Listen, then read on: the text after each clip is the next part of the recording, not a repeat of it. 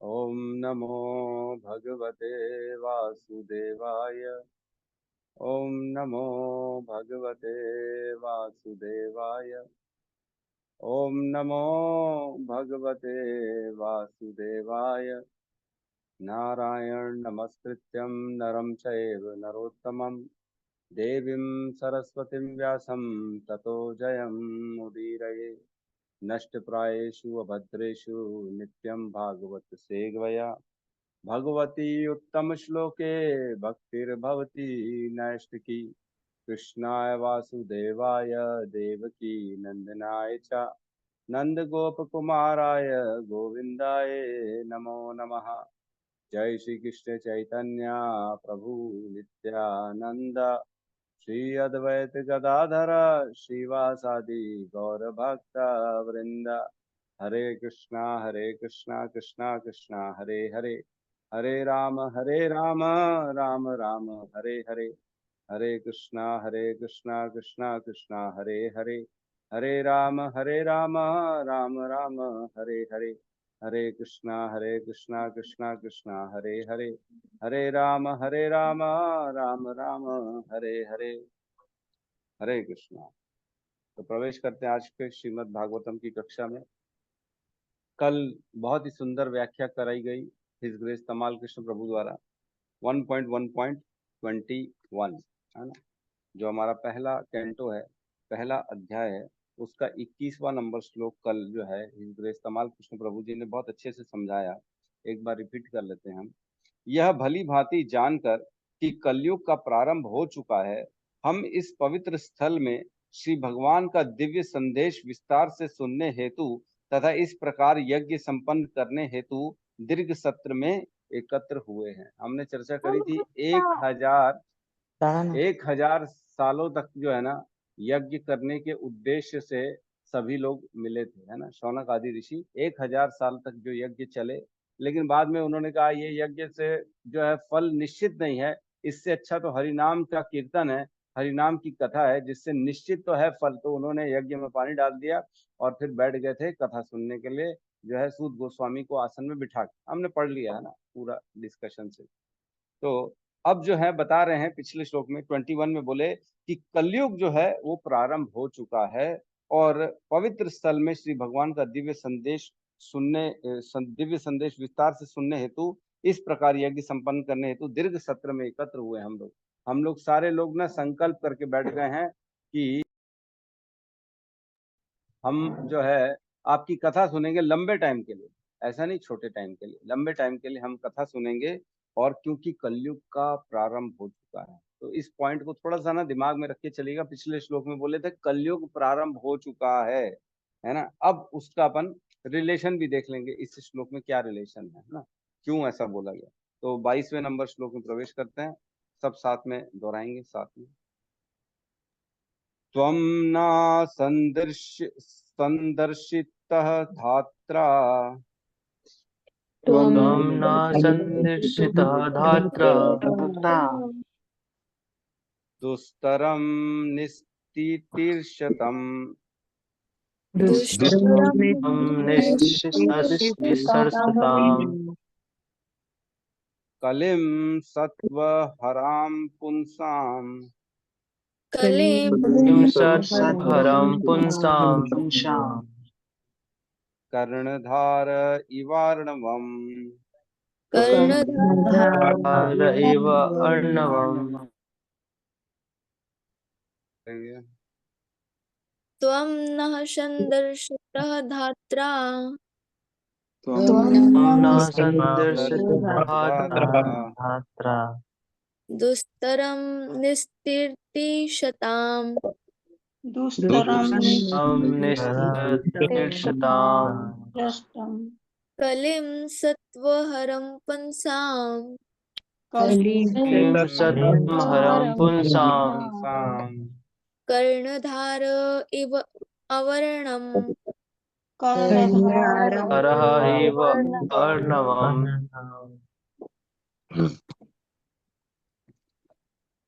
त्वं न सन्दर्शितो धात्र धात्रा दुस्तरं निस्तितिर्षताम् निश्चिताम् कलिं सत्त्वहरं पुंसाम् क्लीं सत्वरं पुंसाम् कर्णधार इवार्णवम् अर्णवम्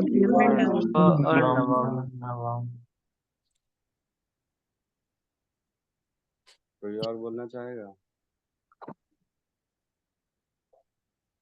त्वं न संदीप्तो धात्रा त्वं न संदर्शितो धात्रा दुस्तरं निश्चितिर्षताम् दुस्तरं निस्तितिर्षताम् कलिं सत्त्वहरं पुंसाम् कलिं सत्त्वहरं पुंसाम् कर्णधारयुवाणवम् कर्णधार इवार्णवम् अनुवाद। हम मानते हैं कि सौभाग्य से हम आपसे मिल पाए हैं, जिससे मनुष्यों के सद्गुण का नाश करने वाले उस कली रूप दुर्लभ सागर को पार करने की इच्छा रखने वाले हम सब आपको नौका के कप्तान के रूप में स्वीकार कर सकें।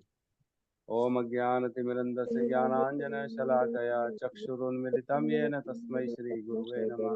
श्रीचैतन्यमनोभीष्टं स्थापितं येन भूतले स्वयं रूपः कदा मह्यं ददाति स्वपदान्तिकं। वन्देऽहं श्रीगुरुं श्रीयुतपदकमलं श्रीगुरुन् वैष्णवांश्च श्रीरूपं सागरजातं सहगणरघुनाथान्वितं तं सजीवं साद्वैतं सावधूतं परिजनसहितं कृष्णचैतन्यदेवं श्री राधा कृष्ण पादान सहगण ललिता श्री विशाखान्वितांश्च।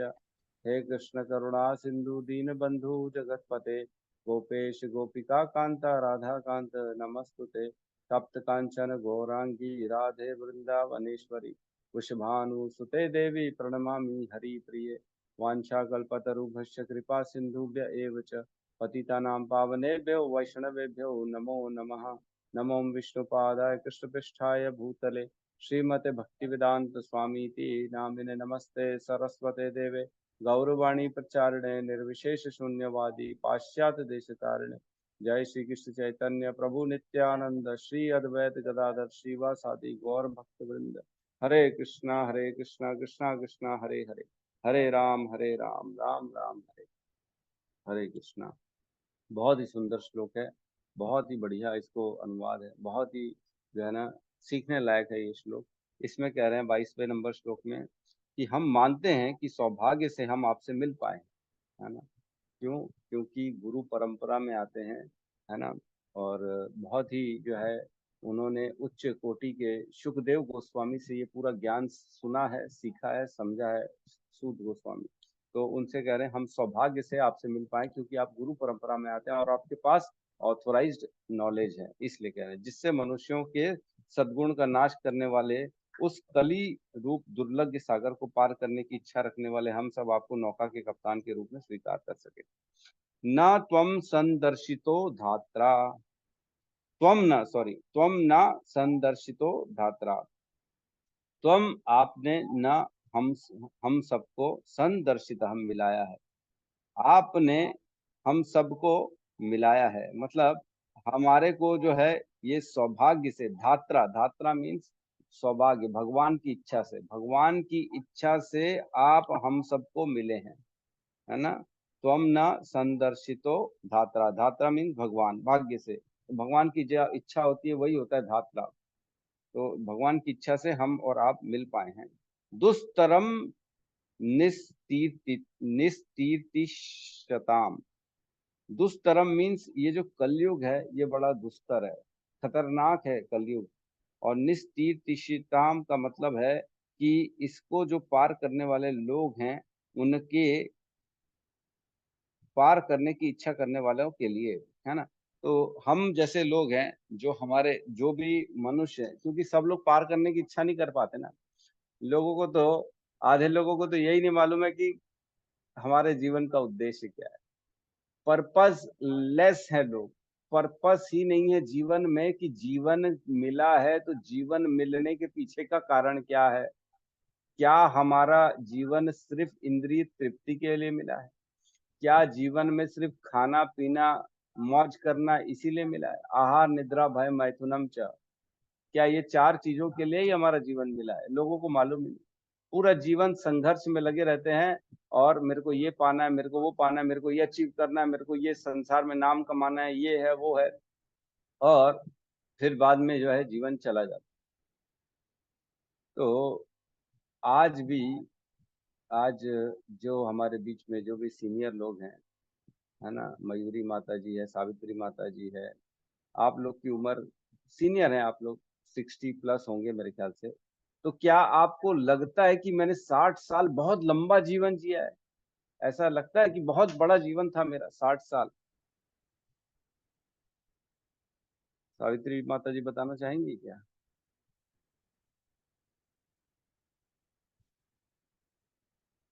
नहीं, ठीक है, कोई बात नहीं। तो जिनसे भी आप पूछेंगे ना, जो सीनियर हैं, उनसे जैसे पूछेंगे तो वो बोलेंगे कि यार हमारा हरे जीवन तो कृष्णा प्रभु जी, दंडवत प्रणाम। कुछ भी अरे नहीं किया, कुछ भी नहीं किया प्रभु जी, ऐसे ही चला गया। ऐसे ही चला गया। अब भी ABCD मालूम पड़ा भगवान का, बस कुछ भी नहीं हुआ। 60 साल क्या, 68 हो गया प्रभु जी, अंतिम आ गया, लेकिन कुछ मालूम ही नहीं पड़ा। ऐसा फटाफट हरे जीवन कृष्णा। निकल गया क्या? ऐसा जल्दी निकल गया निकल क्या ही गया जीवन? ना प्रभु जी, कुछ भी नहीं, भगवान के बारे में कुछ पता ही नहीं चला। हमने ना भगवत गीता पढ़ा, ना कुछ मालूम ही नहीं था प्रभु जी भगवान का। नहीं, ये तो ठीक है। बाकी जीवन की अवधि जो थी 68 ईयर्स की, इतनी लंबी अवधि थी, तो वो लंबा काल ऐसा लगा कि लंबा, मैंने बहुत लंबा जिया है, कि फटाफट निकल गया 68 ईयर्स? लंबाई जिया ना प्रभु जी, संघर्ष करते करते करते करते आखिर ही हो गया, कुछ पता नहीं चला जिंदगी का। कुछ पता ही नहीं पड़ता है, पूरा जीवन निकल जाता है। और ऐसा लगता है कि कल ही तो हम छोटे से थे, कल ही तो हम स्कूल में जाते थे, है ना, कल ही की तो बात है मेरी शादी हुई थी, कल ही की तो बात है मेरे बच्चे हुए थे। तो कहने का मतलब ये है कि अगर अज्ञान में रहेंगे तो जीवन निकल जाएगा, कुछ पता नहीं पड़ेगा, उसका कुछ भी नहीं पता पड़ेगा, ऐसे ही निकल जाएगा पूरा जीवन अज्ञान में। जो भी है वो वर्तमान है, ना भूत है ना भविष्य है, इसको दिमाग में रखना पड़ेगा। जो भी है वो वर्तमान है, भूत है ना भविष्य है। भूत जो था वो जा चुका, उससे कोई अब लेना देना नहीं है। भविष्य में क्या होगा हमारा कोई कंट्रोल नहीं है, लेकिन वर्तमान में हमारा कंट्रोल है। वर्तमान को जीना चाहिए अपने ज्ञान, अपने गुरुओं के अनुसार, है ना। तो यहाँ पे कह रहा है निस्तीर्तिशिताम, है ना, मतलब जो इस दुर्लभ कलयुग को, इस दुर्लभ मनुष्य के जन्म मृत्यु के चक्र को पार करने के इच्छुक जो हैं, वो जो हैं, उनको आपको भाग्य से भगवान ने मिला है ना। और क्या लिखा है? कलिम सत्व हराम पुंसाम, बहुत इंपॉर्टेंट लाइन है। पिछले वर्ड में लिखा था दुस्तरम, मीन्स कलयुग बड़ा दुस्तर है ना। वो किसी को अपने चुंगल से निकलने नहीं देगा, सबको फंसा के रखा है। Cut the paste shut the future life in present, yes, ठीक है माता जी, इंग्लिश का एक जो है ना प्रोवर्ब बोल रही है, ठीक है। तो दुस्तराम, कलयुग जो है वो बहुत दुस्तर है, बहुत खतरनाक है कलयुग, है ना। छोड़ता नहीं है लोगों को, माया में फंसा के रखता है, इंद्रिय तृप्ति में फंसा के रखता है, उनको दिखाता है, आकर्षण दिखाता है, अलग अलग अलग अलग, इसमें ये मजा है, उसमें वो मजा है, खाने में मजा है, घूमने में मजा है। फिर लोग भी बताते हैं, अरे हम तो यहाँ हो गए, अरे हम, तुमने वो किया, तुमने जीवन में यहाँ किया कि नहीं किया। कई लोग बोलते हैं सुबह सुबह 6 बजे उठ के पोहा खाने में जो मजा है ना, जीवन का आनंद उसी में ही है। कई ऐसे ऐसे एग्जाम्पल देते हैं। यहाँ का मिठाई खाया कि नहीं खाया? अरे बोले तुमने जीवन में कुछ नहीं किया अगर यहाँ का मिठाई नहीं खाया। अरे जीवन में मिठाई खा ले सब कुछ होगा। बाप रे बाप, हद है, हद है। तो लोगों को एक्चुअल में क्या है, वो मंद बुद्धि है ना, मंद सुमतम सुमंद मतयो, हमने पढ़ा है, कलयुग का गुण है, मंद है सब लोग, सुमंद है, उनकी बुद्धि काम ही नहीं करे, उनको खुद समझ में नहीं आ रहा कि जीवन में क्या करना है। सुबह उठना है ये लोगों को मालूम नहीं, आधे से ज्यादा लोगों को नहीं मालूम कि सुबह उठना है जल्दी। तो यहाँ कह रहे हैं कलिम सत्व हरम पुंसाम, मीन्स कलयुग जो है ना ये सत्व हरम है। सत्व हरम मीन्स अच्छे गुणों को हरण करने वाला है। पुंसाम मीन्स मनुष्यों के, जितने भी मनुष्य हैं कलयुग में रह रहे हैं, उनके अच्छे गुणों को हरण कर लेता है ये कलयुग। अच्छे गुण मीन्स जैसे अच्छे विचार, दया की दृष्टि, जीव दया जिसको कहते हैं, वैष्णवों के लिए सदाचार, अच्छे विचार रखना, उनकी इज्जत करना, छोटों के प्रति प्रेम करना, छोटे छोटे जीव जंतुओं के प्रति दया करना, है ना, ये सब खत्म हो चुका है। आजकल कितना इजीली देखो तो मुर्गा लोग काट देते हैं। एक छोटे से एक गाय गाय का बछड़ा आज देखते हैं कितने स्लॉटर हाउस के जो है वीडियो आते हैं, कैसे काट रहे हैं, कैसे छील रहे हैं उनकी स्किन को। कोई दया नाम की चीज नहीं रही। इवन लोगों को तो ये भी नहीं मालूम कि नॉनवेज खाने का चीज नहीं होता है। उसके पीछे तक नहीं जा पाते कि ये बना कैसे है। जैसे टेबल में आ जाता है, मैं उस दिन पार्टी में गया था, बहुत सारा नॉनवेज रखा था उन्होंने, मैं तो घबरा गया, मैं टेबल से उठ के मैं बैठूंगा नहीं, मैं कहा। लोग खा रहे थे मजे से, ये भी ला वो भी ला, ये भी ला वो भी ला, बचाए जा रहे थे टेबल में, ये अच्छा नहीं तो छोड़ दो फेंक दो। अरे भैया वो किसी का मांस है, वो मर चुका है, वो मर चुका, तुम्हारे लिए उसने अपना जीवन कुर्बान कर दिया और तुम बोल रहे अच्छा नहीं, स्वाद नहीं। बताओ। हैं? तो लोगों को ये नहीं मालूम कि ये बन के कैसे आए, इसके पीछे कितने सारे पशु वध हुए होंगे, कितना खून बहा होगा, कितनी नदी बह गई होगी खून की, इतने इतना पशु वध हो गया होगा। लोगों को उतना भी नहीं जा पाते पीछे कि ये बना कैसे, मैं वो समझूं। तो ये जो सत्य कलयुग है ना, ये लोगों के गुणों को हर लेता है। विचारशील व्यक्ति होता ही नहीं है, वो सोच नहीं पाता ये मेरे माता है, मेरे पिता है, मेरा पड़ोसी है, इनके साथ मेरे को अपना आचरण कैसे रखना। छोटी छोटी बात पे क्रोध आ जाता है, छोटी छोटी बात पे एक दूसरे को गंदा गंदा बोल देते, लड़ाई कर लेते। बीच में रायपुर का एक केस हुआ था, दो भाई रहते थे, सफायर सफायर गिरी में कहाँ रहते थे, वो बड़े भाई की सगाई टूट गई थी, उसका दोषी छोटे भाई को मानता था, तो उसने एक दिन रात को उसका पिस्तौल से जो है ना मर्डर कर दिया। सगाई टूट गई तो मर्डर कर दिया भाई का। सोच के कई बार हंसी भी आती है, कई बार लगता है हम ऐसे लोगों के बीच में रहते हैं, कुछ समझ में नहीं आता क्या हो रहा है। तो कलीम सत्व हराम पुंसाम, ऐसे मनुष्यों के सतोगुण का, अच्छे अच्छे गुणों को हरने वाला है कलयुग, है ना।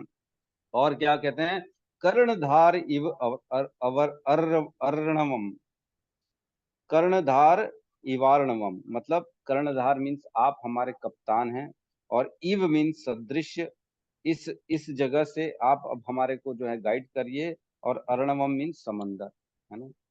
ये एक उपमा दी जा रही है, ये एक तरह से एग्जाम्पल दिया जा रहा है कि हमारी जो बोट है, जो हमारी शिप है, वो फंसी हुई है कलयुग के समंदर के बीच में, इंद्रिय तृप्तियों से गोते खा रही है। इसमें इसको गाइड करने वाला कोई कप्तान नहीं है। आप आ गए हैं भगवान की कृपा से, अब आप हमारी इस नौका को पार लगाओ। तो एक जो नौका होती है, अगर साइड में हो तब तो बहुत सारे कप्तान मिल जाते हैं, है ना। अगर समंदर के किनारे में हो तो बहुत सारे कप्तान मिल जाते हैं, लेकिन अगर समंदर के बीच में, कलयुग के बीच में हो, जहाँ गोते खा रही है, अलग अलग तरह से लहरें आ रही हैं, परेशान कर रही हैं उस नौका को, और उस बीच समंदर में अगर कोई कप्तान मिल जाए जो अच्छा ट्रेंड हो, तो कितना सौभाग्य की बात है। वैसे ही हम लोग भी कलयुग में इंद्रिय तृप्ति के बीच में गोते खा रहे हैं, जिसमें हमारे सारे गुणों को भी हर लिया है कलयुग ने। ऐसी स्थिति में अगर कोई हमको भागवतम कथा सुना दे, तो मतलब वो हमारे इस जीवन का उद्धार करने वाला कप्तान हो गया, है कि नहीं।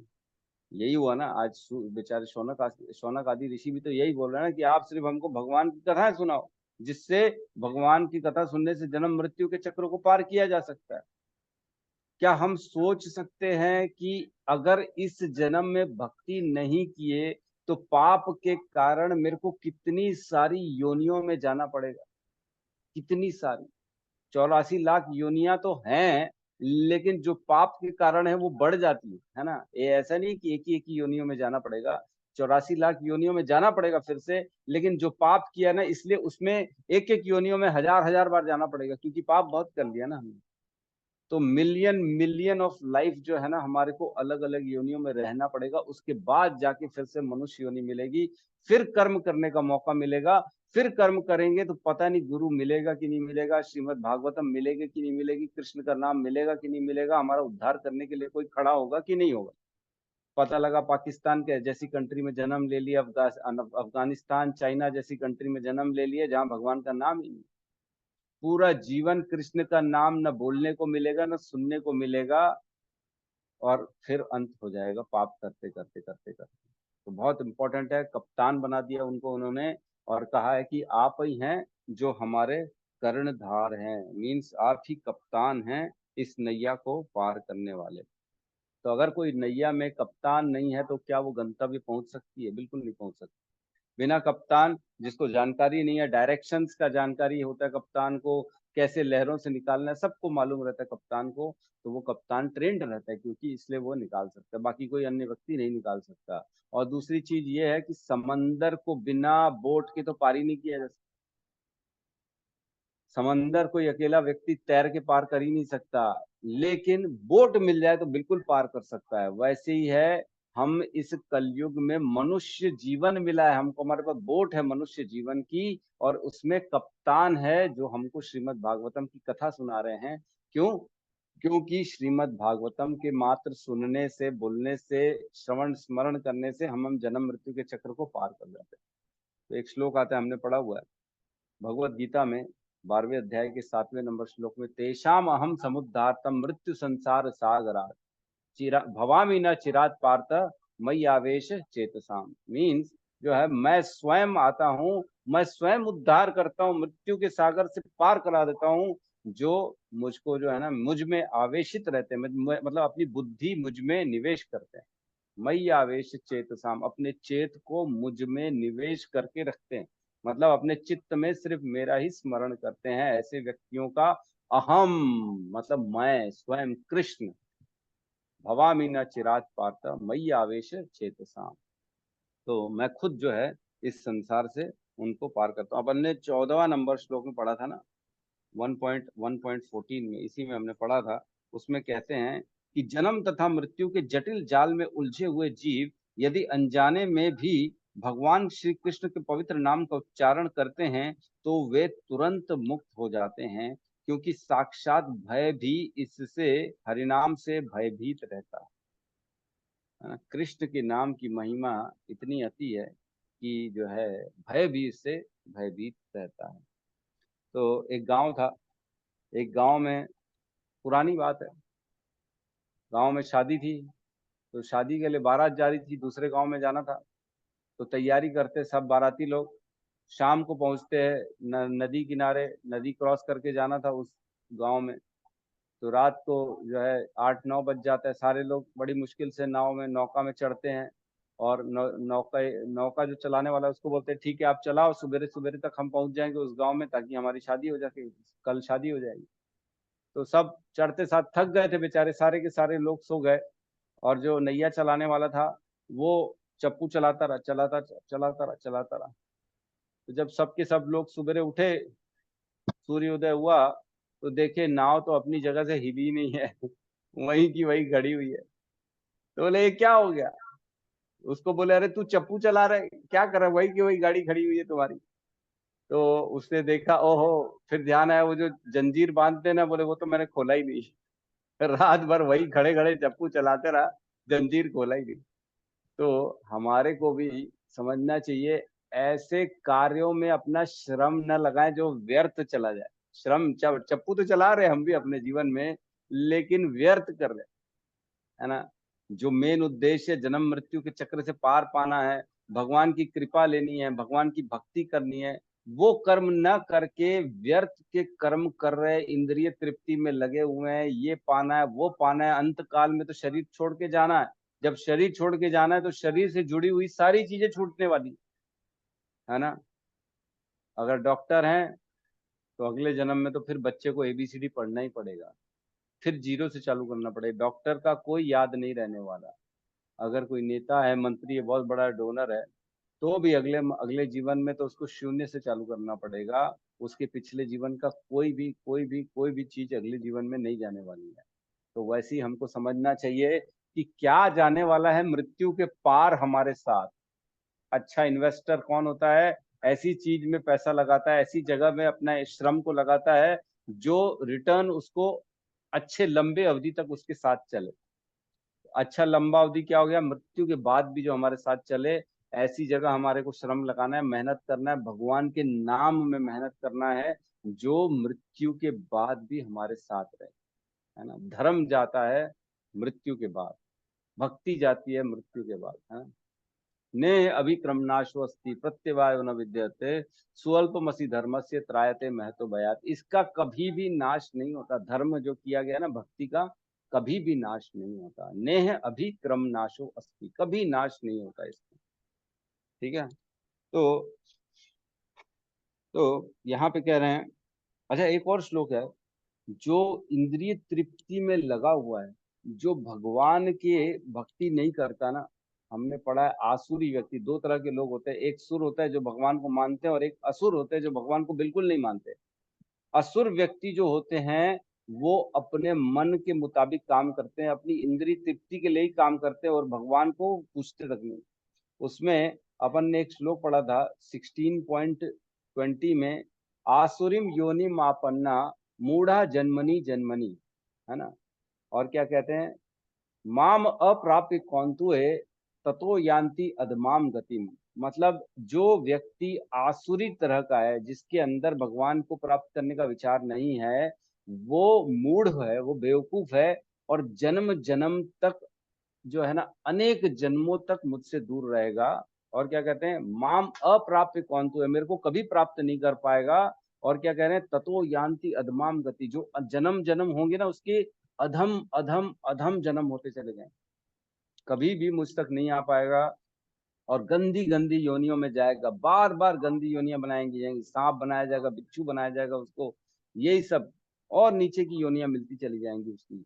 मूढ़ा जन्मनी जन्मनी, भगवान बोलते हैं अनेक जन्मों तक मैं उसको अपने से दूर कर देता हूँ, कभी आ नहीं पाएगा, वो मनुष्य योनि भी नहीं प्राप्त कर पाएगा, ऐसा बना देता हूँ। तो सोचो, भगवान को न मानना और इंद्रिय तृप्ति को ही सब कुछ मानना कितना खतरनाक हो सकता है कि नहीं। मूढ़ा जन्मनी जन्मनी, फिर तो अनेक जन्मों तक हमको जो है कौन कौन सी योनियों में जाना पड़ेगा, एक बार इमेजिन करके देख लो। मैं बार बार जब भी होता है ना, एक चीज बस याद आती है, मैं एक कथा सुना था, एक पंडित था, वो बाजू वाले खेत से फल चुरा के अपने बच्चों को खिलाता था, है ना। और वो सोचता था मैं तो पंडित हूँ, मैं तो भक्ति करता हूँ, कोई प्रॉब्लम नहीं है, फल ही तो चुरा रहा हूँ। और उस बाजू वाले खेत वाले माली को बोलता था कि यार देखो, तुम्हारे यहाँ से कौन चोरी करके चला जाता है, तुम ध्यान नहीं देते हो, उल्टा बोलता था। और जब मर गया तब उसको सजा मिली फल चुराने की, 1000 बार बंदर की योनि में जाना पड़ेगा बोले, 1000 बार, सिर्फ फल चुराने की सजा थी, 1000 बार बंदर की योनि में जाना पड़ेगा। सोचो 1000 बार, घबरा जाते हैं अपन, इतना समय बंदर की योनि में रहना पड़ेगा एक पाप का। क्या होगा बता रही, हम तो कितने सारे पाप कर चुके हैं, ठीक है। तो ये मौका बहुत कम लोगों को मिलता है जो भगवान की भक्ति का श्रवण कर सके। हर कोई व्यक्ति जो होता है ना, इतना किस्मत वाला नहीं होता कि उसको भगवान का ये ज्ञान मिल जाए, श्रीमद् भागवतम का ज्ञान मिल जाए, तो बड़ा मुश्किल है। इवन लोग तो 4 रूल्स नहीं फॉलो कर सकते, जो हमारे 4 रूल है ना, no intoxication, no gambling, no illicit sex और नो मीट ईटिंग, ये नहीं कर पाते लोग। भक्ति की तो बात ही छोड़ दो, है कि नहीं। कितने लोग बोलते, मैं बोलता हूँ यार दारू छोड़ दो, खाना छोड़ दो, नॉनवेज छोड़ दो, अरे बोले क्या सी बात करते हो, हम तो छोड़ ही नहीं सकते लोग। तो एक बार क्या हुआ था, प्रभुपाद से एक व्यक्ति था, फॉरेन की बात है, उसने बोला Prabhupada now I am a devotee, मैंने 4 नियम फॉलो करना चालू कर दिया, मैंने चारों आपके कानून नियम जो बताए हैं उसको फॉलो करता हूँ, अब मैं डिवोटी बन गया हूँ। तो प्रभुपाद ने बोला नहीं, अभी तो तुम जो है डिवोटी बने नहीं हो, अभी तो तुम सिर्फ इंसान बने हो, 4 नियम फॉलो करने से सिर्फ इंसान बना जाता है, डिवोटी तो आगे की प्रक्रिया है। तो सोचो, जो 4 नियम फॉलो नहीं कर रहा वो इंसान भी नहीं है एक्चुअल में, 2 पैर वाला जानवर है जो ये 4 नियम फॉलो नहीं कर रहा। धर्म के 4 पैर हमने जानते हैं, धर्म के क्या 4 पैर हैं, एम कैट, है ना, एम फॉर मर्सी मतलब दया, सी फॉर क्लीनलीनेस मतलब शौचम पवित्रता, और ए फॉर ऑस्टेरिटी मीन्स तपस्या, और T फॉर ट्रुथ मीन्स सच्चाई। ये 4 धर्म के पैर हैं। जो इसको फॉलो नहीं करता है वो एक्चुअल में इंसान भी नहीं है ना। ठीक है, तो ऐसे बहुत सारे हमारे श्रीमद् भागवतम में अलग अलग जो है ना वो श्लोक हैं जिसमें बताया गया कि जो इंद्रिय तृप्ति करता है वो बुरी तरह से नीचे चला जाता है। इंद्रिय तृप्ति से ऊपर उठना है हमको, हमको तपस्या करनी है, हमको भगवान के पाने के लिए जो है प्रयत्न करना है, ना कि खाली अपने इंद्रियों को ही जो है ना लगाते रहना है अपने उनके मजे में, है ना। तो एक श्लोक आता है 22.25 है ना, इसमें कहते हैं ताते कृष्ण भजे करे गुरुर सेवन माया जाल छूटे पाए कृष्णेर चरण। जो कृष्ण को भजन करता है और गुरु की सेवा करता है उसके जीवन से माया का जाल छूट जाता है और वो कृष्ण के चरण की प्राप्ति करता है। ठीक है, और क्या कह रहे हैं, एक श्लोक आता है 7.5.31 कि ये बहुत इंपॉर्टेंट है ना। अंधा यथा अंधे अपनीय माना। मैं एक ही लाइन पढ़ के बता रहा हूँ। तो इसमें जो मीनिंग है, व्यक्ति को ऐसे व्यक्ति को गुरु बनाना चाहिए जिसको शास्त्रों का ज्ञान हो, जो खुद अंधा ना हो, है ना। अंधे को अगर हम अपना गुरु बना देंगे, उनको लीडर बना देंगे तो पूरे पलटन को कहाँ ले जाएगा, गड्ढे में गिरा देगा। तो कहते हैं, इसका अनुवाद है 7.5.31, जो लोग भौतिक जीवन के भोगों की भावना से बंधे हैं और जिन्होंने अपने ही समान बद्ध इंद्रिय विषयों के से आसक्त अंधे व्यक्ति को अपना नेता या गुरु स्वीकार कर लिया है, वे यह नहीं समझ सकते कि जीवन का लक्ष्य भगवत धाम को वापस जाना तथा भगवान विष्णु की सेवा में लगे रहना है ना। जिस प्रकार अंधे व्यक्ति द्वारा ले जाया गया दूसरा अंधा व्यक्ति सही मार्ग भूल सकता है और गड्ढे में गिर सकता है, उसी प्रकार भौतिकता से आसक्त व्यक्ति अपने ही जैसे दूसरे व्यक्ति द्वारा मार्ग दिखलाए जाने पर सकाम कर्म की रस्सियों द्वारा बंधे रहते हैं, जो अत्यंत मजबूत धागों से बनी होती हैं। और ऐसे लोग 3 प्रकार के कष्ट सहते हुए पुनः पुनः भौतिक जीवन प्राप्त करते रहते हैं। मतलब जो सिर्फ अपनी इंद्रिय तृप्ति में लगा है उसको अगर गुरु मना लोगे तो वो तुम्हारा उद्धार करने वाला नहीं, फिर तो अनेक अनेक जन्म करने पड़ेंगे खाली सकाम करने, खाली इच्छा प्राप्ति, है ना। तो ठीक है, हम इसमें एक लाइन बड़ी इंपॉर्टेंट है, तात्पर्य आप लोग पढ़ लीजिएगा। पहला ही लाइन जो है ना, कलयुग मानव जाति के लिए अत्यंत खतरनाक है ना। यह मानव जीवन तो आत्म साक्षात के ही निमित्त मिला है, किंतु इस युग की करालता के कारण लोग जीवन के लक्ष्य को पूरी तरह भूल चुके हैं। मतलब पूरा अंधे हो चुके हैं कि जीवन में करना क्या। किसी से भी पूछ लो ना जीवन में तुमको क्या करना है, बोलेगा ये मेरे को इंजीनियर बनना है, मेरे को कलेक्टर बनना है, मेरे को प्रधानमंत्री बनना है। ये नहीं बता सकता कि मनुष्य जीवन का उद्देश्य क्या है। उससे ये पूछो तुम कौन हो, तो ये नहीं बता सकता कि मैं एक आत्मा हूँ और शरीर नहीं हूँ, शरीर तो छूटने वाला, मैं आत्मा हूँ, ये भी नहीं बता सकता, अपनी पहचान ही नहीं मालूम उसको। ठीक है, तो इसमें इसमें एक चीज लिखी है, इस युग में आयु क्रमशः घटती जाएगी, है ना। मनुष्य अपनी स्मृति, कोमल भावनाएं, बल तथा उत्तम गुण खो देंगे। तो यही जो है ना सत्व हराम, जो हमने पढ़ा ना, कलिम सत्व हराम, अच्छे गुण को हर लेगा कलयुग। कौन से गुणों के अच्छे, स्मृति याददाश्त को भुला देगा, कोमल भावनाएं जो सॉफ्टनेस होती है वो हृदय में वो खत्म कर देगा, बल खत्म हो जाएगा। लोग आज की डेट में इतना ज्यादा अपना ब्रह्मचर्य व्रत खत्म करते जा रहे हैं कि उनके शरीर से बल निकलते जा रहा है। और कुछ कुछ गुरु ऐसे हैं जो बोलते हैं जितना करना इंद्रिय तृप्ति करो। मेरे को पर्सनल वीडियो भेजते हैं, मेरे को एक हमारा ग्रुप है, मैं उनको समझाया था कि कोशिश करना चाहिए ब्रह्मचर्य व्रत का पालन करो। तो उन्होंने, एक गुरु जी हैं आप जानते होंगे ओशो जी का, उनका वीडियो भेजा मेरे को, और उन्होंने उसमें बोला है कि जो करना है करो, जितना है वो करो, करने से तुम्हारा मन प्रसन्न होगा, मन प्रसन्न होगा तो अच्छी भावनाएं आएंगी, अच्छी भावनाएं आएंगी तो जीवन अच्छा चलेगा। अरे बाबा, मैं तो हाथ जोड़ ले, मैंने कहा यार ये अच्छी बात है, कुछ भी न सर न पैर है। बड़ा मुश्किल है, किसी को कन्विंस करना बहुत मुश्किल है आज की डेट में। मैंने कहा ठीक है भैया, जो तुमको करना है करो, मेरा भेजा छोड़ो, मेरे को मत पूछो।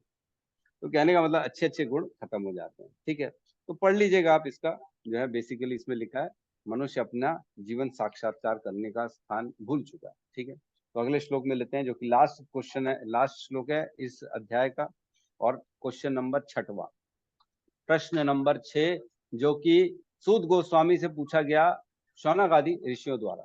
ठीक है, साथ में दोहराएंगे। ब्रूहि योगेश्वरे कृष्णे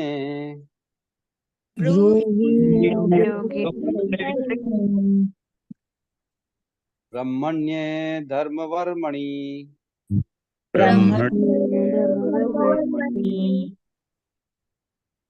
त्वां काष्ठाम् अनुधा उपते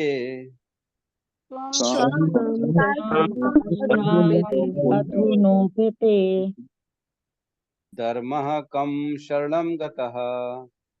धर्मः कं शरणं गतः।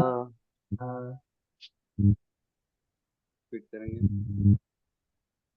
ब्रूहि योगेश्वरे कृष्णे ब्रूहि योगेश्वरे कृष्णे ब्रह्मण्ये धर्मवर्मणि ब्रह्मणे धर्मवर्मणि स्वं कष्टम् अधुनोपेते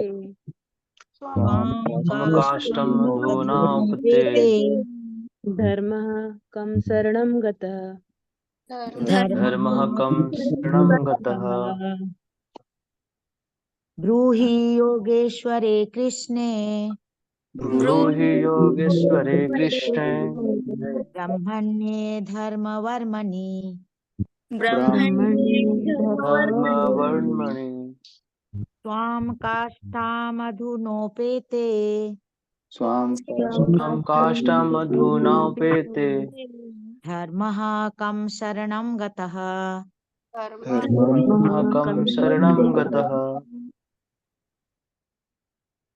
और कोई बोलना चाहेगा?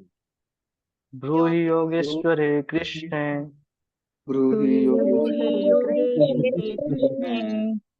ब्राह्मणे धर्मवर्मणि ब्रह्मण्ये त्वां काष्ठमधुनापेते धर्मः कं शरणं गतः।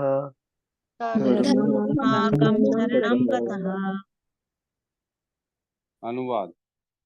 चूंकि परम सत्य योगेश्वर भगवान श्री कृष्ण अपने निज धाम के लिए प्रयाण कर चुके हैं, अतएव कृपा करके हमें बताएं कि अब धर्म ने किसका आश्रय लिया है। तो हम जानते हैं कि जैसे भगवान कृष्ण अपने धाम को गए, तब उसके बाद कलयुग ने इस संसार में प्रवेश करने की कोशिश करी थी।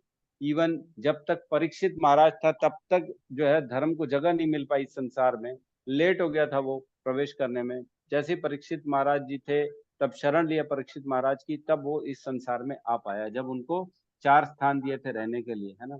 4 के बाद फिर 5वां एक और दिया गया था उनकी रिक्वेस्ट पे, है ना। तो अब बता रहे हैं कि जब कृष्ण थे, तब स्वयं कृष्ण जो थे धर्म के लिए आते हैं इस संसार में, है ना। हमने पढ़ा है चौथे भगवत गीता के 8वें श्लोक में, चौथे अध्याय के 8वें श्लोक में कहते हैं ना, परित्राणाय साधु नाम विनाशाय च दुष्कृताय, है ना, धर्म संस्थापना था संभवामी युगे युगे। हर युग युग में भगवान आते हैं अपने भक्तों का उद्धार करने के लिए, और जो अधर्मी होते हैं, असुरी है, उनका नाश करने के लिए, और धर्म की स्थापना करने, है ना। ये कार्य होते हैं भगवान के आने के लिए। तो जब धर्म कृष्ण स्थापना करते, धर्म का और कोई स्थापना नहीं कर सकता, और कोई व्यक्ति धर्म की स्थापना कर ही नहीं सकता। तो जब कृष्ण चले गए, तब धर्म ने कहाँ किसकी शरण ली, बहुत इंपॉर्टेंट है, कम शरणम गतः, है ना। ब्रूहि योगेश्वरे कृष्ण, ब्रूहि मीन्स कृपा करके हमें बताएं कि योगेश्वर कृष्ण जो है समस्त योगों का गंतव्य। हम कहते हैं ना, कर्म योग, भक्ति योग, निष्काम कर्म योग, ज्ञान योग, ध्यान योग, योगों के द्वारा किसका प्राप्ति होती है? कृष्ण की। इसलिए योगेश्वर हो गए कृष्ण, है ना। समस्त योग जो हम कर रहे हैं, कर्म योग, निष्काम कर्म योग, जो भी कर्मकांड योग, ध्यान योग, ज्ञान योग, भक्ति योग, तो वो क्यों इसलिए कर रहे हैं? ताकि कृष्ण की प्राप्ति हो, इसलिए योगेश्वर हो गए कौन? कृष्ण। समस्त योग शक्तियों के स्वामी भी कह रहे हैं यहाँ पे, उनका अनुवाद यहाँ पे। तो ब्रूहि, कृपा करके हमें बताएं कि ब्रह्मण्य धर्म वर्मणि, जो धर्म के रक्षक थे कृष्ण, जो परम सत्य हैं, वो जब स्वाम कष्टाम अधुनाम उपते, जब वो अपने धाम को चले गए, तो धर्म जो है जिसकी रक्षा स्वयं कृष्ण करते थे, वो कम शरणाम गता, वो उसने किसकी शरण ग्रहण कर ली? जो धर्म के रक्षक कृष्ण थे जब अपने धाम चले गए, तो धर्म की रक्षा फिर किसने की? धर्म ने किसकी शरण ग्रहण की? तो जिस प्रकार हम देखते हैं, अगर एक पुत्र है, उसका पिता चला जाता है, छोटा बच्चा है, उसका पिता चला जाता है, तो उस पुत्र को कोई ना कोई अपना आश्रय देता है, और वो व्यक्ति होता है ना।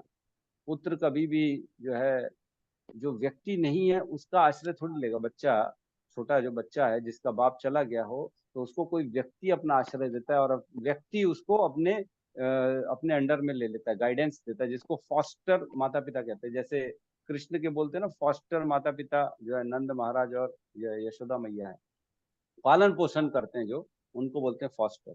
तो पालन पोषण किसने किया? धर्म का। तो एक चीज बहुत इंपॉर्टेंट है यहाँ पे, काम का मतलब है किसकी शरण की ना, कम कम का मतलब है किसकी, मतलब किस मनुष्य की शरण ग्रहण की धर्म ने। तो धर्म ने किस मनुष्य की शरण ग्रहण की? पहले तो मनुष्य के रूप में स्वयं कृष्ण आते हैं जो धर्म को शरण शरण देते हैं, रक्षा करते हैं। अब जब कृष्ण चले गए तो किसकी शरण में चला गया? कौन अब रक्षक है धर्म का? तो इसमें बहुत अच्छा कल मेरा रियलाइजेशन था कि कृष्ण जो है ना, जब सपोज करो इतने अवतार में आते, मत्स्य अवतार में आए मछली के रूप में, तो क्या वो मछली थे कि भगवान थे? कौन बताएगा, मछली थे कि भगवान थे? भगवान थे प्रभु जी। भगवान थे। कश्यप अवतार में आए कछुए के रूप में, तब भगवान थे कि कछुआ थे? प्रभु जी भगवान थे। भगवान ही थे। हैग्रीव, हैग्रीव जो है, हैग्रीव अवतार में आए घोड़े के रूप में, तो भगवान थे कि घोड़े थे? भगवान। भगवान ही थे, है ना, है ना। तो इतने वराह अवतार में आए भगवान, तो वो वराह थे, सुअर थे कि भगवान थे? भगवान थे। तो कहने का मतलब है, मैं ये सवाल इसलिए पूछ रहा हूँ ताकि हम इसको समझ सकें कि हम जिस गहराई की डिस्कशन करें ना उसको आप समझ सको, इसलिए मैं ये सब चर्चा कर रहा हूँ कि भगवान किसी भी रूप में आते हैं तो वो भगवान ही रहते हैं, है ना। तो ये श्रीमद् भागवतम की शरण ग्रहण की है धर्म ने, मतलब श्रीमद् भागवतम भगवान का रूप है। तो ये व्यक्ति है कि पुस्तक है? भगवान। व्यक्ति है प्रभु जी। भगवान है।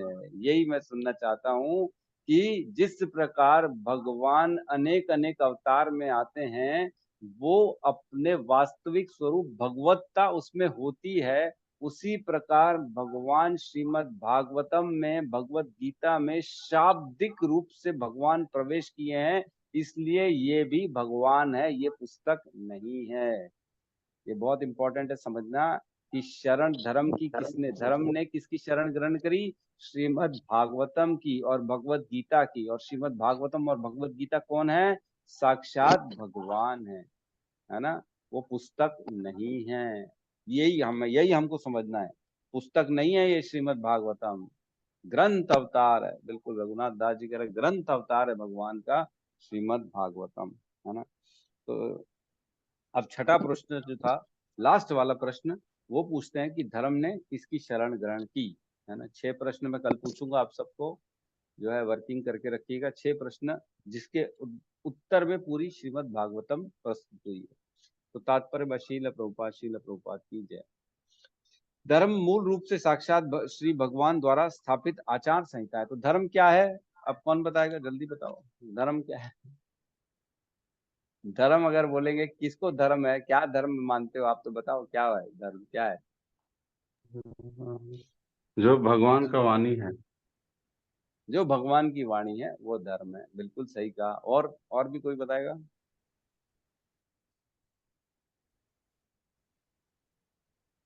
जल्दी। लॉ तो प्रभु जी गिवन बाय भगवान, गॉड। क्या? प्रभु जी वही भगवान का जो आदेश है हमारे जीवन भर के लिए, मतलब हाँ, भगवान जो आदेश दिया है शास्त्र के माध्यम से, वही धर्म। भगवान ने जो आदेश दिए शास्त्रों के माध्यम से वही धर्म है। Law given by God can't change in any circumstances, ये रघुवीर दास का कहना है। बिल्कुल सही है प्रभु जी। तो धर्म वो है जो भगवान ने बताया, और धर्म वो है जिससे भगवान की प्राप्ति हो सके, है ना। ये बहुत इंपॉर्टेंट है। सारे धर्म कुल मिला के भगवान तक ही ले जाते हैं, चाहे नीचे स्तर से हो चाहे ऊपर के हो, चाहे क्यों ना हम वर्णाश्रम धर्म में क्यों ना हो। वर्णाश्रम धर्म का पर्पज ये है कि हम अपने अपने स्वधर्म को करते करते हमारी चेतना धीरे धीरे ऊपर उठे, और एक दिन ऐसे आएगा जब हमें भगवान की प्राप्ति हो जाएगी, है ना। इसलिए सारे धर्म बताए गए, वर्णाश्रम धर्म है, ये राजनीतिक धर्म है, राजा धर्म है, स्वधर्म है, परो धर्म है, सारे धर्म इसलिए बताए गए ताकि हम एक दिन भगवान की प्राप्ति कर सकें, है ना।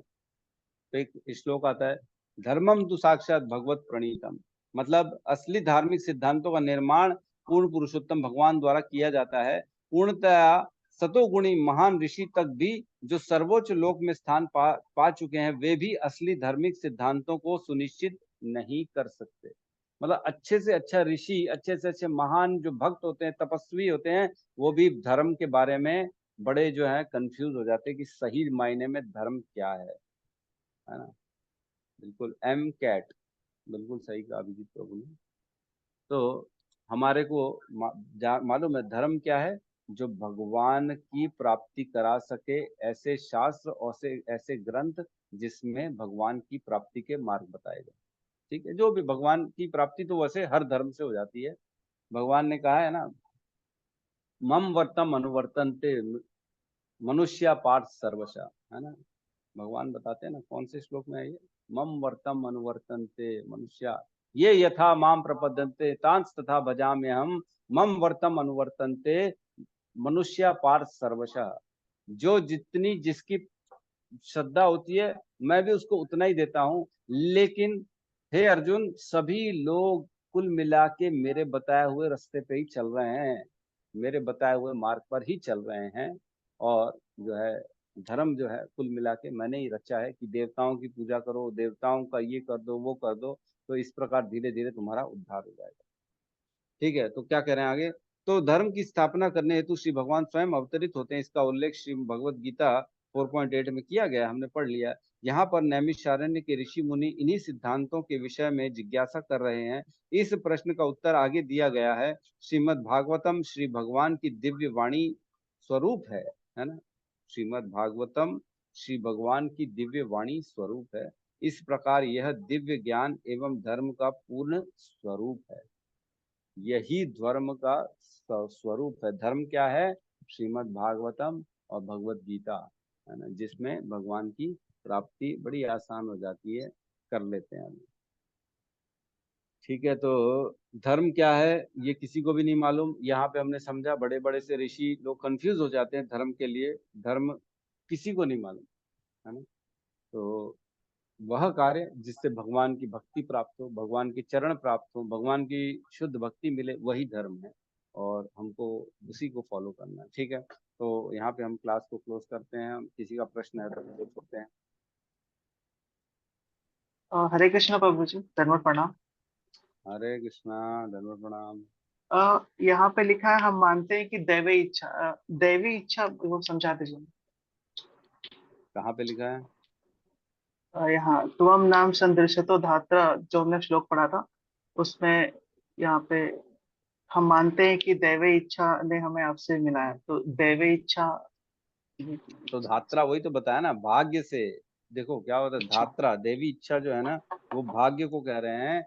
जो बड़े पुण्य करते हैं ना, देखो क्या होता है, एक चीज समझना चाहिए कि भगवान जो होते हैं ना, हमारे प्रारब्ध पहले रच जाते हैं। उन प्रारब्धों को प्रदान करने का कार्य देवताओं का होता है। जो प्रारब्ध रचा गया है उसको देने और उसमें दुख और सुख डालने का कार्य देवताओं का होता है। दुर्गा देवी 3 तापों से दुख देती है कि नहीं देती है, सबको मालूम है। तो दुख देने का कार्य दुर्गा का है। तो वो जो 3 तापों से दुख देती है, तो वो प्रारब्ध में देखती है किसके प्रारब्ध में कितना दुख देना है, तो उतना वो दुख प्रदान कर देती है। किसके प्रारब्ध में कुछ थोड़ी सी खुशी और खुशी को सुख प्रदान करना है, शिव जी सुख प्रदान कर देंगे। अगर आप उनका जो है व्रत करोगे तो, उनकी उपासना करोगे तो बोलेंगे शिव जी अच्छा ठीक है, इसके प्रारंभ में तो है, मैं इसको प्रदान कर देता हूँ। तो इस प्रकार सुख और दुख जो होता है ना, देवताओं को द्वारा दिया जाता है, जो कि पहले से ही निश्चित होता है, उसी को बता रहे हैं यहाँ पे। ठीक है प्रभु जी, ठीक है। क्लियर? हरे कृष्ण प्रभु जी। हरे कृष्णा। और किसी का कोई प्रश्न नहीं है? वाह। रघुवीर दास, हरि बोल। आइए रघुवीर जी, आपको प्रणाम है, कहिए प्रभु जी। प्रभु जी तप्त कांचनी हूँ। ओहो, माता जी है हमारी, ठीक है ठीक है। हरे कृष्णा प्रभु जी, प्रणाम। प्रभु जी, प्रणाम। मेरा प्रश्न ये है कि जैसे ना मैं कुछ भी पढ़ती हूँ ना, जैसे भगवत गीता भागवतम पढ़ती जाती हूँ, मेरे को कुछ याद नहीं रह पाता है। मतलब मैं क्या पढ़ी हूँ क्या नहीं, तो इसका कारण क्या है? तो ऐसे तो मैं भूल जाऊंगी। मैं जैसे भागवतम पढ़ती जाती हूँ तो बस पढ़ते जा रही हूँ, जैसे आप ऐसे समझाते हैं वैसे उस टाइम मेरा ऐसा वो नहीं हो पाता है कि समझूं मैं चीजों को। बस मैं पढ़ती हूँ। नॉवेल के जैसे पढ़ते हैं, कहानी के जैसे पढ़ते हैं, फिर बाद में भूल जाते हैं, ऐसा? हाँ, कहानी नहीं प्रभु जी, वही श्रद्धा से पढ़ती हूँ। और भागवतम पढ़ना चाहिए बोल के भी, मतलब अच्छा लगता है मेरे को, पढ़ना है। मेरी एक इच्छा है यही कि मेरे को भागवतम पढ़ना है कैसे भी, और मतलब भगवान के प्रति जो हम, वही है ना हमारा मेन एम, कि प्रेम करना है। तो वो तो मैं भूल जाती हूँ ना क्या है कि, तो मैं कैसे उसको याद कैसे रख सकूं, कि हमको याद रखना चाहिए कि नहीं रखना चाहिए, ये नहीं, याद कोशिश कैसे करना नहीं चाहिए रखना क्या? चाहिए? बिल्कुल बिल्कुल याद रखना चाहिए। अभी तभी तो मैं कल बोला ना, लेक्चर कल 6 प्रश्न याद करके आइएगा, सबसे पूछूंगा मैं क्या 6 प्रश्न पूछे गए, तो याद प्रभु रहेगा जी, तभी तो। लेक्चर में सुनती हूँ ना, उसी चीज को मैं जो जैसे आपसे सुन रही हूँ ना, वैसे ही जैसे मैं पढ़ती हूँ, जो श्लोक पढ़ रही हूँ उसका मैं लेक्चर सुनती हूँ, तो मेरे को याद रहता है वो चीज। मेरे को वो पूरा याद हो हम्म, जाता है, मतलब ध्यान में रहता है कि हाँ ऐसा ऐसा है। पर जैसे मैं खुद से पढ़ती रहती हूँ ना, तो बस पढ़ती जा रही हूँ, ऐसा होता है, ये है। तो वो ठीक है ना कि हमको ज्यादा उस पे वो करना है, नहीं इसमें फोकस की देखिए ये याद है, रहे। नहीं ये है कि कम से कम उसका जो मैसेज है वो ध्यान रखना चाहिए हमको, कि क्या मैसेज छुपा है इस प्रश्न में, इस श्लोक में। और कोशिश करें ज्यादा ना पढ़ें एक दिन में। ज्यादा पढ़ने से व्यक्ति भूल जाता है। थोड़ा पढ़ें और उसकी गहराई में जाएं, उसके नोट्स बनाएं, अंडरलाइन करें उस लाइन को जो बहुत इंपॉर्टेंट है, उसके बारे में चिंतन करें कि इसमें क्या लिखा है, क्या बताया गया है। तो देखो ऐसा है कि लेक्चर इसलिए इजीली समझ में आ जाता है क्योंकि वो पूरा पका पकाया हो जाता है, फल जो होता है ना पक जाता है। हम लोग जो लेक्चर देने वाला है ना, वो मेहनत करता है, एक दिन पहले सुनता है, नोट्स बनाता है, उसके रेफरेंसेस निकालता है, अंडरलाइन करता है, कौन से पॉइंट्स में दम है, कौन से पॉइंट्स से क्या मैच करना है, कौन से पॉइंट्स का क्या मतलब है, कौन से एक वर्ड का क्या मीनिंग निकल के आ रहा है। वो सब चीज पे मंथन होता है, तब जाके लेक्चर बन पाता है। तो लेक्चर क्योंकि पूरा पका पका आपको पूरा निकाल के बता दिया गया, इसमें ये मैसेज छुपा हुआ है। तो आप सुन के कम से कम उसको एक जो है सेम प्रॉब्लम है, तो उसको कम से कम ना नोट्स बनाना चाहिए। जैसे श्रीमद् भागवतम है, उसमें पेंसिल से नोट्स बना रहे हैं, ऊपर लिख रहे हैं, नीचे लिख रहे हैं, साइड में लिख रहे हैं, कहीं पे भी लिख रहे हैं, या अलग से कॉपी रखी है तो कॉपी में आप नोट्स बनाते चलो। Main points of this shloka, what मेरे को जो समझ में आया है, 5 पॉइंट कम से कम हर श्लोका के 5-7 पॉइंट लिखना चाहिए, तो आपको फिर याद रहेगा। और ज्यादा आगे एकदम फटाफट जल्दबाजी नहीं करनी चाहिए कि मैं आज कम से कम 10 श्लोक पढ़ लूं, 15 श्लोक पढ़ लूं, ऐसा नहीं करना चाहिए, है ना? तो आराम से पढ़ें, चिंतन करते करते पढ़ें, मनन करते करते पढ़ें, समझते समझते पढ़ें। एक एक लाइन जो प्रभुपाद ने लिखी है ना, उसका मीनिंग समझते हुए आगे बढ़ें। लिख दी और सुन लिए और आगे बढ़ गए, ऐसा नहीं। सोचो, उसमें 2 मिनट सोचो कि ये लाइन में क्या है, क्या लिखा है प्रभुपाद ने, तो फिर आराम से सब चीज आपको ध्यान में रहेगी। हाँ प्रभु जी, नोट्स ऐसे ही बनाना करती हूँ जरूरी है। सेम मैं ना जैसे जो पढ़ रही हूँ ना, तो मैं ये कोशिश करती हूँ कि जो दो ही श्लोक, एक ही श्लोक सुनती हूँ मैं दिन में। तो जो भी मेरे को खुद से जो समझ में आया, पहले मैं वो लिखती हूँ। फिर उसके बाद उसी जो श्लोक मैं पढ़ रही हूँ वो प्रभुपाद का सुनती हूँ, प्रभुपाद से नोट्स बनाती हूँ। फिर एक और लेक्चर सुनती हूँ, उसी से, यूट्यूब में ही है, हमारे इस्कॉन के ही है, तो उससे सुन के वो नोट्स बनाती हूँ। ऐसे मैं एक ही श्लोक करती हूँ प्रभु जी, ज्यादा नहीं करती, दो भी नहीं करती। फिर तो ठीक है, आपका एकदम सही चल रहा है। जी।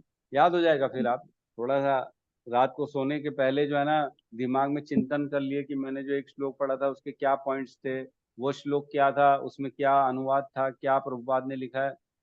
तो ऐसे ना एक बार अपने जब खाली बैठे हैं तब सोच लिए कि क्या था, मैंने जो पढ़ा था उसमें क्या क्या आज सुबह लेक्चर में बताया गया, क्या पॉइंट्स लिखे थे, नोट्स क्या बनाए मैंने। तो ऐसे याद करने की कोशिश करेंगे तो याद हो जाएगा आपको, मतलब याद इन द सेंस ध्यान में आ जाएगा। फिर मतलब वर्ड टू वर्ड याद करने की जरूरत नहीं है, हम कोई बच्चे नहीं है जो उसका एग्जाम देने जाएंगे वर्ड टू वर्ड लिखेंगे, लेकिन कम से कम ध्यान रहे कि मैंने क्या सीखा, बस। जी जी प्रभु जी, थैंक यू प्रभु जी। हरे कृष्ण।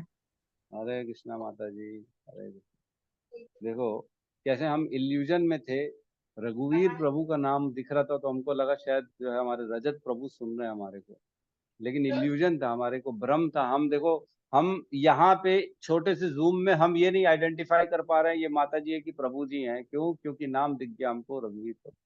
तो सोचो जीवन में और जीवन के बाद कितने बड़े कंफ्यूजन आने वाले, माया हमको दिखाती कुछ है, होता कुछ और है। यस रघुनाथ दास जी। कृष्ण जी, धन्यवाद, प्रणाम। प्रणाम प्रभु जी। बोलना चाह रहा था, कल जो क्वेश्चन दोहराया गया उसके लिए अगर कुछ लगा होगा तो उसके लिए क्षमा चाहता हूँ, क्योंकि भक्तों के लिए जो सोचा था, इसलिए प्रभु जी से मैं आपको बोला कि आप एक बार क्वेश्चन दोहरा दीजिएगा, इसलिए प्रभु जी अगर कुछ भूल हुई होगी तो उसके लिए क्षमा नहीं चाहता नहीं हूँ। नहीं, बल्कि मैं ना बल्कि सोच ही रहा था कि इसको क्लियर करा लें। बहुत अच्छा आपने तो मेरा काम कर दिया कुल मिला के, और ये बहुत अच्छा किया प्रश्न करके, ताकि लोगों के डाउट क्लियर हो ना, लोगों को कहीं ये भ्रम ना हो कि ये सही अथॉरिटी से मैं सुन रहा हूँ कि नहीं, मेरे को जो नॉलेज मिल रहा है सही है कि गलत है, मैंने तो सीनियर प्रभु जी से ऐसा सुना है, मैंने तो उनसे वैसा सुना है, तो ये तो गलत बता रहे हैं। तो इन सब चीजों का खंडन होना बहुत ज्यादा जरूरी था। आपने बहुत अच्छा किया प्रश्न पूछ के, आपका बहुत बहुत धन्यवाद। जो लोगों का जो है ना आपने माइंड डाउट क्लियर कर दिया कि भाई डाउट नहीं रखना हमारा। जी जी बहुत अच्छा काम किया, बिल्कुल बिल्कुल। शायद दूर रहे, क्योंकि प्रभु जी ऐसा होता है ना कि हम इस्कॉन में हैं तो बहुत प्रभु जी लोगों का ही सुनते ही हैं, तो कभी ना कभी ऐसा कुछ हो जाता है कॉन्ट्राडिक्ट कि हम समझ नहीं पाते, इसके लिए जी बिल्कुल प्रभु जी। बिल्कुल, बहुत अच्छा, बिल्कुल सही किया आपने, और अच्छा किया आपने प्रश्न कर लिया, मेरा काम कर दिया आपने। धन्यवाद धन्यवाद प्रभु जी, हरे कृष्ण। धन्यवाद। ठीक है, तो बहुत बहुत धन्यवाद। यहाँ पे क्लास को हम क्लोज करते हैं। कल सबसे 6, ठीक है, तो कल सबको ना 6 प्रश्न याद करने हैं कि 6 प्रश्न क्या पूछे गए शौनक आदि ऋषियों ने सूत गोस्वामी से, जिसके उत्तर में पूरी श्रीमद् भागवतम का आंसर आ गया। ये स्वपन प्रभु कुछ कहना चाहते हैं?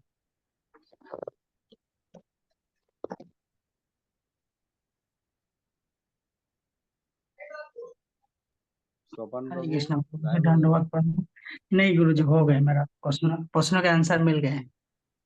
अरे मिल गया क्या? जी। वाह वाह, बहुत अच्छा, ठीक है। तो सब मिलके यहाँ पे अब क्लास को क्लोज करते हैं। बहुत बहुत धन्यवाद सबका। सब मिलके हरे कृष्ण महामंत्र का जाप कर लेते हैं। हरे कृष्णा हरे हरे कृष्णा हरे कृष्णा कृष्णा कृष्णा कृष्णा कृष्णा कृष्णा हरे हरे हरे, हरे हरे हरे हरे राम राम हरे हरे राम राम, राम राम हरे हरे। हरे सभी भक्त वृंद की जय। जय जगत गुरु जगत श्रील गुरु श्री प्रभुपाद की प्रभुपाद प्रभुपाद जय। की जय। जय। निताई गौर प्रेमानंद। जय गौर प्रेमानंद। हरि बोल। हरि हरि बोल, हरि हरि हरि बोल। हरि हरि।